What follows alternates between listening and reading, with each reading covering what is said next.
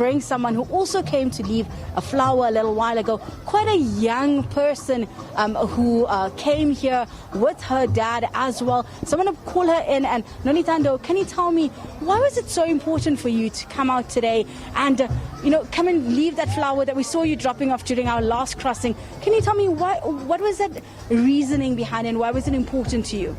Well, I feel like Desmond Tutu is one of the world's biggest icons to be celebrated, especially since he passed away today. You're a 13-year-old young South African. What can you take, or what would you remember from Tata Desmond Tutu and want to take in your own life? I remember that he has humanity, and that's one of the things that every citizen in South Africa should pass on and practice. So I know you're here with your dad, and I want to just get from you as a father. You've got a young 13-year-old who's looking to you for, advice and life lessons. What lessons can we take from Tutu, going forward to these young generation as they go through life? I'm glad you answered that question, because if I can take, if my memory serves me well, I remember in 1985 or 4, there was no leadership in Soweto. During that time, parents took a back seat. They were scared, and during that time, I remember Oliver Tambo, while he was in exile, he sent up a message that the country should be rendered ungovernable. Now, young people decided to take charge, and old people they took a back seat, and that's when we were called lost generation and stuff like that. But Bishop Tutu with others, we call them Committee of 10, with Father Lafonte, Bernard Mkwacha, Sister Bernard Mngube, and the others. They came in and they took leadership. And that's when we realized that they are leaders. And then reflecting on that, I want to say to our today's generation to say, if you're an elder, take charge, show leadership to your community, as small as, or even in your neighborhood. Don't take a back seat and be silent. Be willing to serve others, not only to be served, because we saw that character of Bishop Tutu and others not drawing themselves into their little cocoon, but they went out to serve others, That's what I think is very important for today's generation to learn from the old Why man. was it important for you to bring your daughter here and to come out yourself and pay respects when you heard of his passing? Yeah, well, we were contemplating of coming today or tomorrow, we're not sure, but we decided let's come today because this will be a memorable day.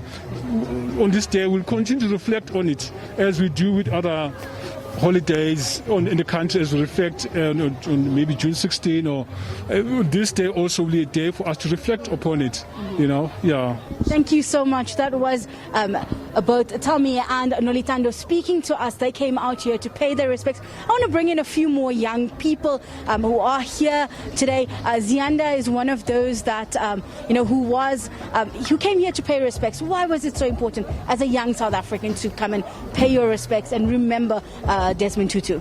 Hello. First of all, he was a human rights activist and most importantly an anti-apartheid activist.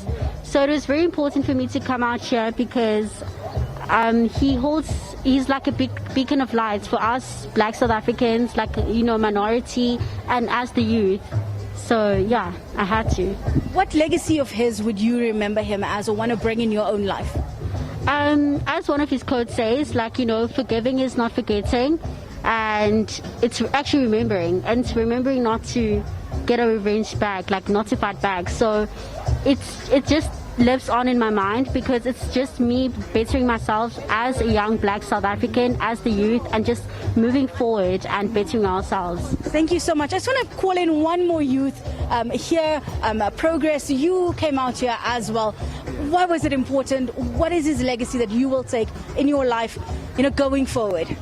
I came here today to celebrate the great man's lives, Archbishop Desmond Tutu. He played a huge role in our human rights and fighting during the apartheid time. He was so passionate, it inspires me. So that's how I came here to share this moment and celebrate his life, showing to the family and to everyone around South Africa that we did love Archbishop. We honor him for all the great works he has done. It's absolutely amazing. We love it as the youth. He paved the path for us. He played a huge role among the great leaders like Nelson Mandela.